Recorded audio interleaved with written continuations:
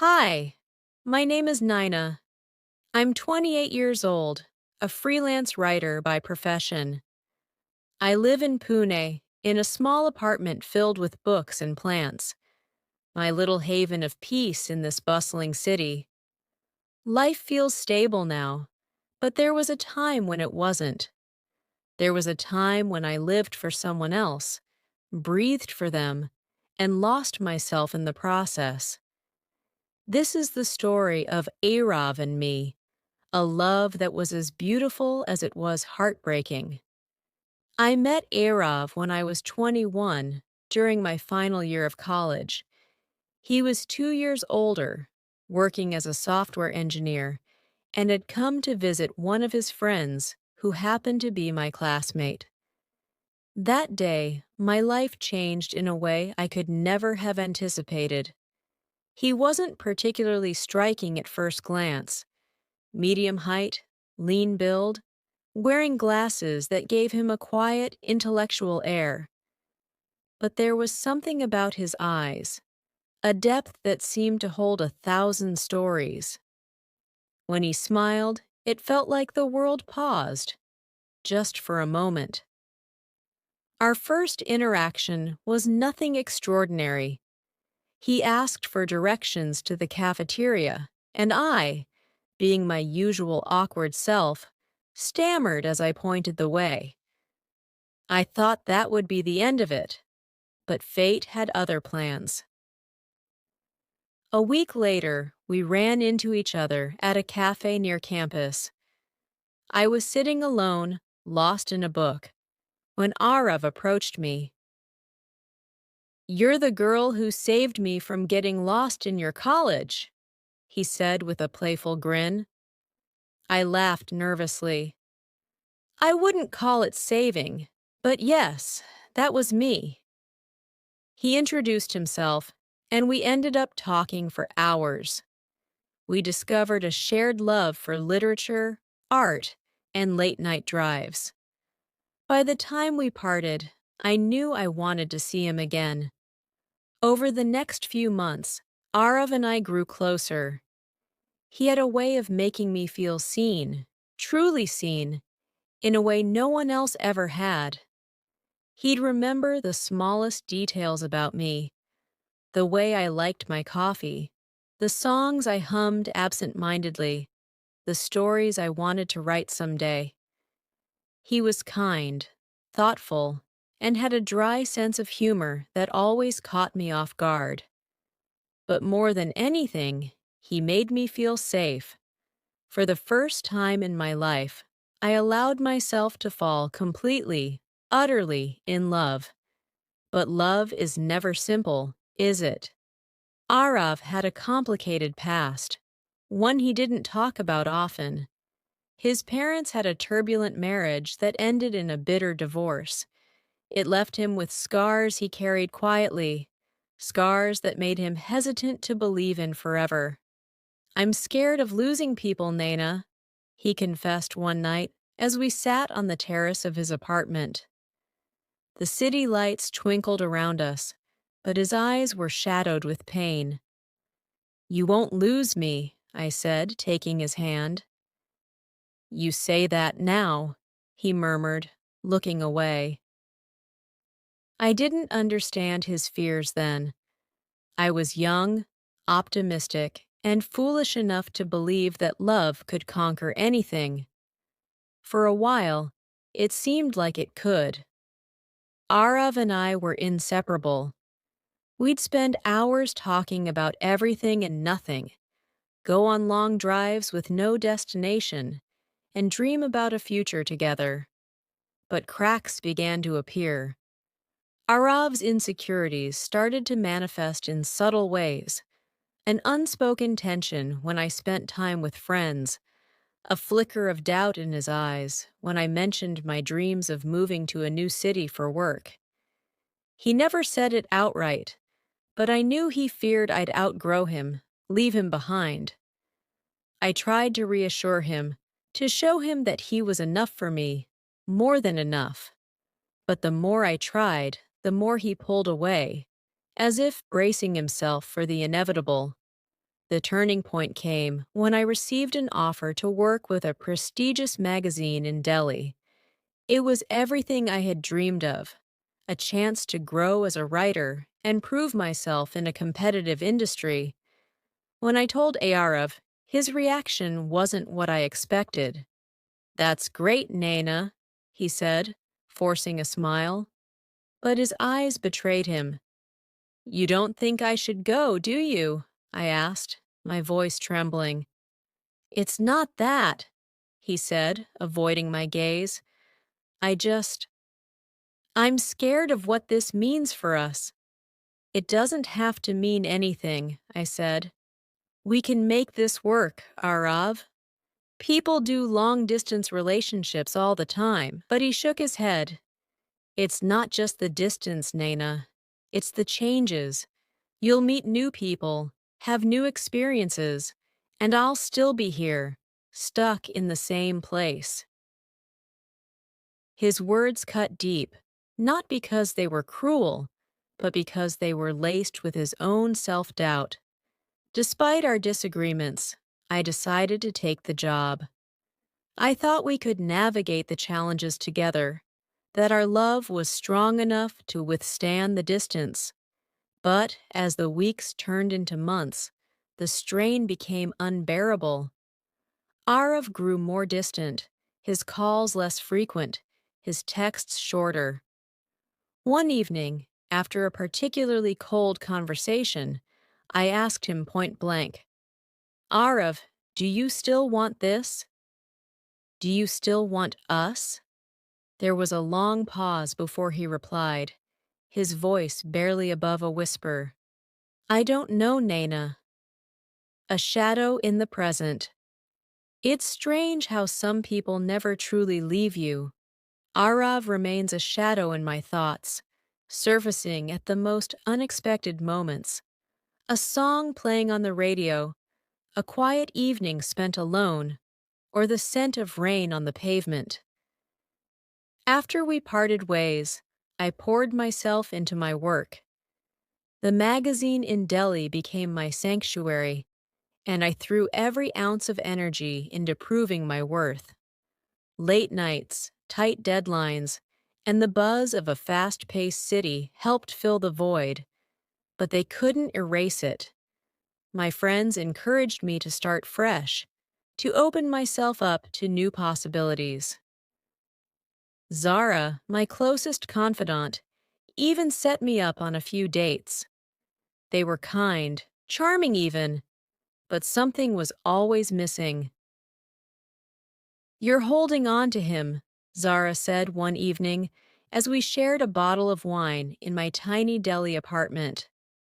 "I'm not," I protested, but even I didn't believe my words. "You are, Naina, and it's okay to miss him, but you need to let go. Arav was a part of your story, not the whole book." Her words stayed with me long after she left. A letter never sent. One rainy afternoon, I found myself writing a letter to Arav. "Dear Arav, it's been years since we last spoke, and yet it feels like just yesterday that we were sitting on your terrace, dreaming about a future we couldn't hold on to. I've thought about reaching out countless times, but fear always stops me. Fear that you've moved on, that you've forgotten the girl who once promised to stay by your side. I want you to know that I'm happy now, in my own way. I've grown, learned, and healed. But there are still days when I wonder what might have been if we had fought harder, held on tighter. I hope you've found peace, Arav. I hope you've found someone who sees you the way I did, and still do in some quiet corner of my heart. Love always, Naina." I folded the letter and tucked it into a drawer, knowing I'd never send it. It wasn't for him. It was for me. A familiar face life has a way of surprising you when you least expect it. 3 years after Arav and I parted, I was attending a literature festival in Mumbai as a guest speaker. It was my first time sharing my journey as a writer, and I was equal parts nervous and excited. As I walked onto the stage, scanning the audience, my heart stopped. There he was, sitting in the third row, looking older, but unmistakably Arav. His eyes met mine, and for a moment, everything else faded away. I stumbled through my speech, my thoughts a whirlwind of emotions. When it was over, I stepped off the stage, unsure if I should approach him. But Arav made the decision for me. "Naina," he said softly, standing in front of me. "Arav," I replied, my voice trembling. We stood there, awkward and uncertain, until he broke the silence. "You were incredible up there." "Thank you," I said, managing a small smile. There was so much I wanted to say, but words failed me. Instead, we sat down at a nearby cafe, and for the first time in years, we talked. What could have been Arav told me about his life, how he had moved to Bangalore for a new job, how he had spent years grappling with his insecurities, and how therapy had helped him find clarity. "I've thought about you, Naina," he admitted, his voice tinged with regret, "more than I should have." "I've thought about you too," I confessed, "but I didn't know if reaching out would make things better or worse." "Maybe it would have made things better," he said, his eyes searching mine. "Or maybe we needed the time apart to grow." We sat in silence, the weight of unspoken words pressing down on us. Closure or a new beginning? By the time we parted ways that evening, I felt a strange mix of sadness and relief. Arav and I weren't the same people we had been all those years ago. We had both changed, grown in ways that made us stronger, but also different. As I watched him walk away, I realized something important. Some loves aren't meant to last forever. They come into your life to teach you something, to shape you, and then they leave, making room for new chapters. That night, I sat on my balcony, staring at the city lights, and let myself cry for the last time over Arav. Not because I wanted him back, but because I was finally ready to let him go. A new horizon. After that chance meeting with Arav in Mumbai, something shifted inside me. For the first time in years, I felt a sense of closure. Not the kind that leaves no traces, but the kind that lets you breathe a little easier. Life in Delhi carried on. My writing career flourished, and with every story I wrote, I poured a little piece of myself into the words. My editor often said, "Naina, your stories have so much heart," and I knew it was because they carried echoes of my own experiences. But something unexpected happened 6 months later. An unexpected message. It was a quiet Sunday morning when my phone buzzed with a message. I glanced at the screen and froze.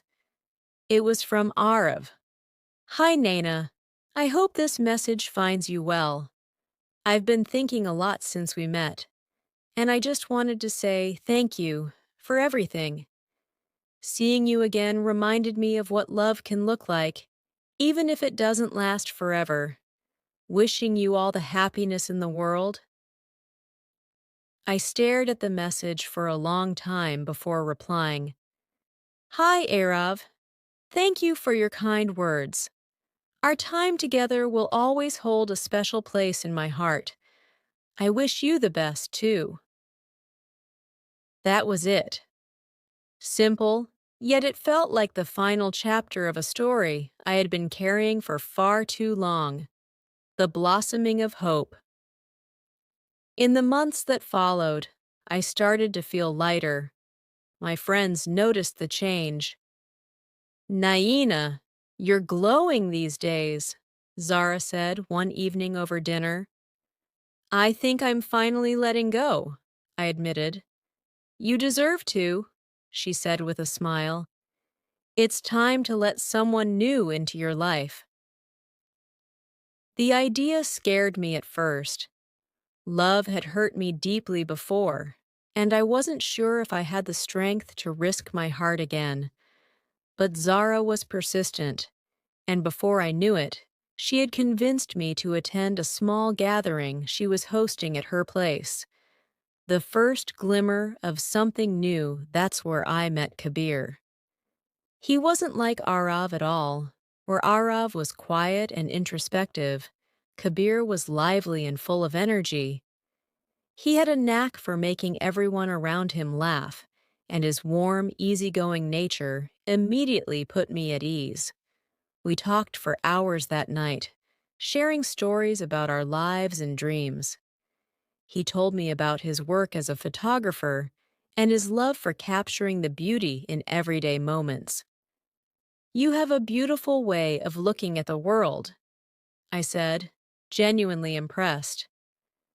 "And you have a beautiful way of expressing it," he replied, referring to my writing. There was a spark between us, one I hadn't felt in a long time. Letting love back in Kabir and I started seeing each other casually at first. Coffee dates, walks in the park, long conversations that stretched late into the night. He was patient with me, never pushing too hard or expecting more than I was ready to give. And slowly, without even realizing it, I found myself opening up to him in ways I hadn't thought possible. One evening, as we watched the sunset from a rooftop cafe, he turned to me and said, "You know, Naina, you have this way of carrying so much in your heart. It's beautiful, but it must be heavy sometimes." His words hit me deeply. "It is," I admitted, "but I think I'm finally learning to let go of some of that weight." "Good," he said with a smile, "because you deserve to feel light." A love of my own. Making Kabir and I have been together for a year now, and while our love is different from what I had with Arav, it feels just as meaningful. With Kabir, I've learned that love doesn't have to be all-consuming to be real. It can be steady, supportive, and full of joy. Sometimes Arav still crosses my mind, not with sadness, but with gratitude. He was my first love, my greatest teacher, and the reason I grew into the person I am today. And now, with Kabir by my side, I'm learning that love isn't about erasing the past. It's about embracing it as part of your journey. Because in the end, every story, no matter how it ends, leads you to where you're meant to be. A journey of love and self-discovery time has a way of weaving its threads into the fabric of your life, connecting the past to the present in ways you don't always expect. My relationship with Kabir blossomed, bringing with it a warmth and stability that I hadn't realized I craved. Yet, life, as always, had its own twists to add. A moment of doubt. One evening, Kabir and I were walking through Lodi Gardens, enjoying the serenity of the place. The air was crisp, carrying the faint scent of flowers, and the sky was painted in hues of orange and pink. Out of nowhere, he asked, "Naina, do you ever think about what could have been?" His question caught me off guard. "What do you mean?" I asked, trying to mask the unease in my voice. "With Arav," he said gently, "I know he was a big part of your life, and I sometimes wonder if you miss him or what you two had." I stopped walking, the question hanging in the air between us. Kabir, I said after a moment, Arav will always be a part of my story, but he's not my present. You are. What I had with him was beautiful in its own way, but it taught me that love isn't just about passion. It's about growth, understanding, and choosing each other every day. And that's what I want with you. Kabir smiled, his eyes soft with emotion. I'm glad you feel that way, because you're my present too, Naina, and I want to be your future. His words filled me with a sense of peace, reaffirming that I was exactly where I was meant to be. An unexpected encounter once passed, and life settled into a comfortable rhythm. Kabir and I started talking about the future, moving in together, traveling to places we both dreamed of, and building a life as partners. But as fate would have it, Arav crossed my path one last time. It happened at an art gallery opening in Mumbai. I was there to cover the event for a feature article, and Kabir was photographing the event for the organizers. As we moved through the crowd, admiring the artwork, I spotted Arav standing in front of a striking painting, a blend of vibrant colors and chaotic brushstrokes that seemed to mirror my own emotions. He turned and saw me. For a moment, it felt like time had rewound. Naina, he said, his voice tinged with surprise and something deeper. Nostalgia, perhaps. Arav, I replied, offering a polite smile. It's been a while. It has, he said, glancing at the man beside me. And I see you've found someone who makes you happy. I looked at Kabir, who was watching us with quiet curiosity. Yes, I have. Kabir, this is Arav. Arav, Kabir. The two men shook hands, an unspoken understanding passing between them. The final goodbye. Later that evening, Arav and I found ourselves alone for a brief moment. I'm glad you're happy, Naina, he said, his tone sincere. Thank you, Arav. I hope you found happiness too. I'm getting there, he said with a faint smile. I've learned a lot since we parted ways, and seeing you now, I realize that letting you go was the right thing to do, for both of us. His words, though bittersweet, felt like a closing chapter, one that I hadn't realized still needed to be written. Moving forward. As Kabir and I walked out of the gallery that night, hand in hand, I felt a sense of completeness I hadn't experienced before. My journey with Arav, though painful at times, had shaped me into the person I needed to be for Kabir. A woman who could love without fear, give without hesitation, and embrace the present without being tethered to the past. Love, I've learned, isn't about holding on to what was. It's about finding the courage to let go and make space for what could be. And with Kabir by my side, I'm ready to embrace whatever the future holds.